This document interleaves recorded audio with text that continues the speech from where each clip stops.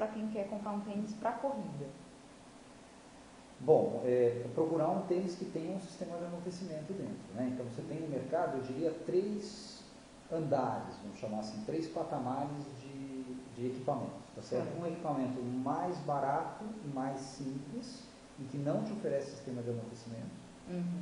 Um equipamento muito caro e complexo, e que tem um sistema de amortecimento na sola toda do pé, tá certo? E você tem um patamar intermediário de equipamento, de preço e de tipo de equipamento, que oferece normalmente o sistema de amortecimento no retropé, na parte da metade para o fundo do pé. Esse me parece a relação custo-benefício melhor, tá certo?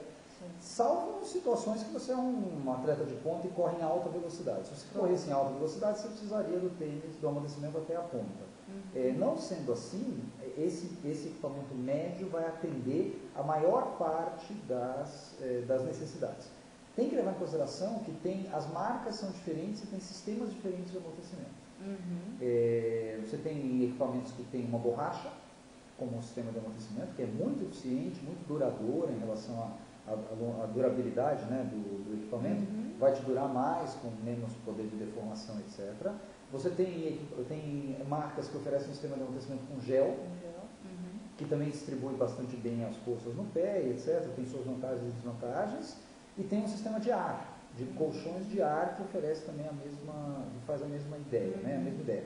Aí, o tipo de sistema de amortecimento, eu acho que vai variar muito de pessoa para pessoa. Essa questão do tipo de pisada, porque você entra nos sites, todos eles falam, escolha um tênis de acordo com o seu tipo de pisada. Isso é realmente importante para a hora da compra? A pessoa tem que estar ciente disso?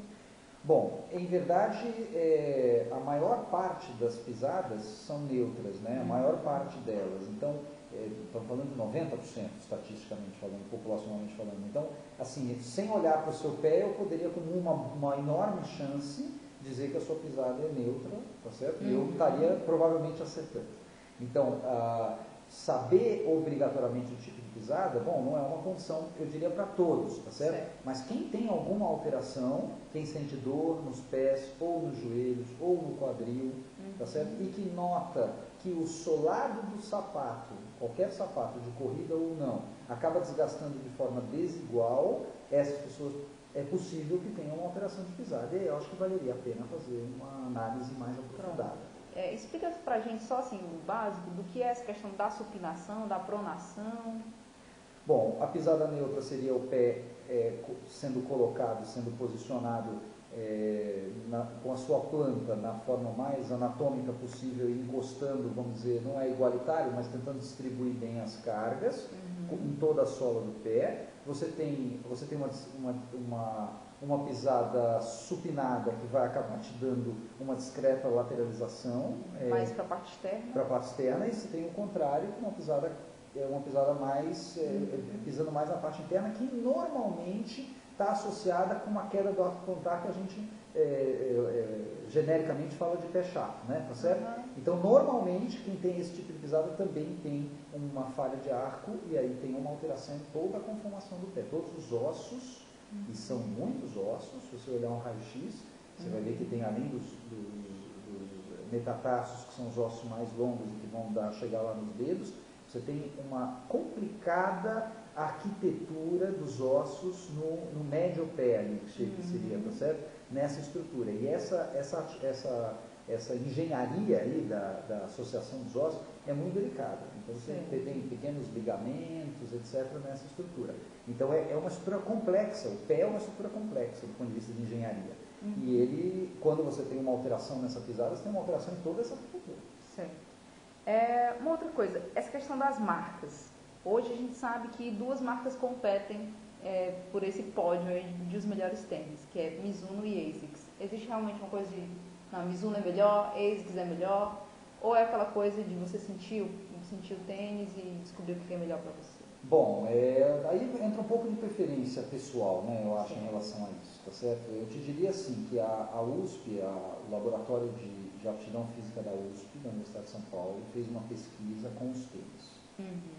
E submeteu os tênis a diversos tipos de piso e diversos tipos de pisada, para ver quais deles promoviam um amortecimento maior, etc. Isso com plataformas de força, foi um trabalho muito bonito, tá certo? E surpreendentemente, o nosso tênis Tupiniquim, né, o Rainha, teve um sistema de amortecimento super eficiente.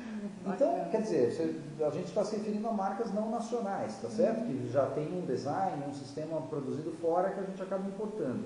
Mas os nossos tênis também tem. Então, isso só para te dizer que você falou de duas marcas, mas na verdade eu acho que você tem boas marcas ou más marcas. Você não dá para dividir assim nesse aspecto. Eu acho que você tem boas marcas no mercado, mesmo algumas que não são, talvez estão ligadas à corrida. Eu acho que o marketing aí, em especial dessas duas fábricas, no sentido de patrocinar atletas de ponta e que acabam, enfim, transparecendo o recorde que foi quebrado com aquele tênis, com esse tênis e assim por diante. Mas de uma forma geral, do ponto de vista prático, eu diria que essas boas marcas, todas têm um sistema de amortecimento eficiente. Legal. Tá? Todas elas vão ter. Eu, particularmente, defendo uma marca que é a que uso, tá certo? Mas isso é um hábito absolutamente pessoal. Eu acho que eu não tenho por que não recomendar as outras, tá certo? É isso que eu quero dizer. Todas elas passaram no teste em laboratório e todas forneceram o sistema de amortecimento. As boas marcas, estou falando. Né? Para a gente encerrar, os atletas dizem que assim, a vida de atleta é uma vida de dores. Você acaba sentindo dor, né? Quase sempre tem uma dorzinha aqui, uma dorzinha ali. Mas quando é que a dor deve fazer alguém parar de treinar? Eu acho que quando você acorda no dia seguinte com dor, já está na hora de procurar o médico. Então, quando essa dor não se limita ao momento do treino, quando essa dor se continua, né, no pós-treino, e no dia seguinte, quando você acorda, está sentindo dor, já tem uma lesão importante que já deve ser observada, tá certo? Essa história de no pain, no gain, né, esse negócio de se não dói nada, você também não vai evoluir em nada, esse é um conceito dos anos 70, certo? Nós já passamos do ano 2010.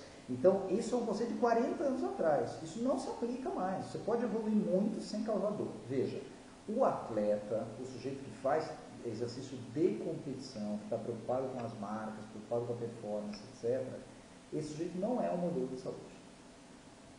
Tá? E ele muitas vezes é submetido a rotinas de treinamento, a sobrecargas, que são muito, muito, muito maiores e diferentes do que aquilo que a gente preconiza para a média populacional. Tanto é que acabam diminuindo a qualidade de vida dele. Aos 30, 40 anos ele já está com milhões de lesões. Então, esse é o atleta de ponta ou o atleta de alta performance, vamos chamar assim. O que a gente não pode é imaginar que toda a população que não tem essa característica de atleta de performance deve se submeter obrigatoriamente à rotina que o atleta está submetido. Isso está errado.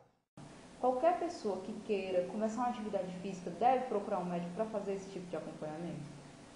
Bom, claro que tem critérios, é evidente, né? Então também não adianta, não dá para falar todo mundo deve fazer ou falar ninguém vai fazer. Na verdade, tem critérios para encaminhar. Então, eu acho que o primeiro critério é a idade. Então, para homem acima de 35 e para mulher acima de 40 anos, tem que avaliar antes de começar. Por quê? Por causa do risco cardiovascular, que é, vamos dizer, o evento mais dramático relacionado ao exercício. Então, por conta do aumento do risco de morte súbita, você tem necessidade de avaliar acima dessa idade. Abaixo dessa idade, se tem fator de risco. Então, se fuma, se é hipertenso, se tem alguma doença de base, diabetes, hipertensão, se é obeso, se está há muitos anos sedentário, né, se sente algum desconforto com a atividade física, se toma medicação propriamente de ação cardiovascular, precisa avaliar. Não sendo assim, se o exercício nunca te causou desconforto nenhum, você sobe escada, desce escada, vai tudo bem, nunca desmaiou, enfim, não tem nenhum outro sintoma, a princípio, abaixo dessa idade estaria liberado para começar sem grandes avaliações mais aprofundadas. E nesse critério é que a gente deveria indicar a avaliação. Eu acho que todo mundo se beneficia de uma avaliação prévia à atividade física. Em especial porque essa avaliação visa determinar limitações, determinar coisas que podem ser feitas e outras que não devem ser feitas, e aí entra o caráter individual, né, o organismo de cada um, o momento de cada um, a indivíduo, pessoas mais velhas, mais novas, etc. Então, a gente só tem condição de avaliar isso, para não dar uma receita, né, geral, assim, para falar de todo mundo, individualizar os casos. Eu acho que a avaliação médica tem essa função. E de corrigir rotinas, né, porque muitas vezes você vai treinar, mas a alimentação, a parte nutricional não está adequada, você tem alterações ortopédicas que eventualmente limitem o exercício ou que limitem modalidades. Então, no final das contas, essa avaliação também visa isso, orientar adequadamente, falar faça desse jeito, não faça aquilo e assim.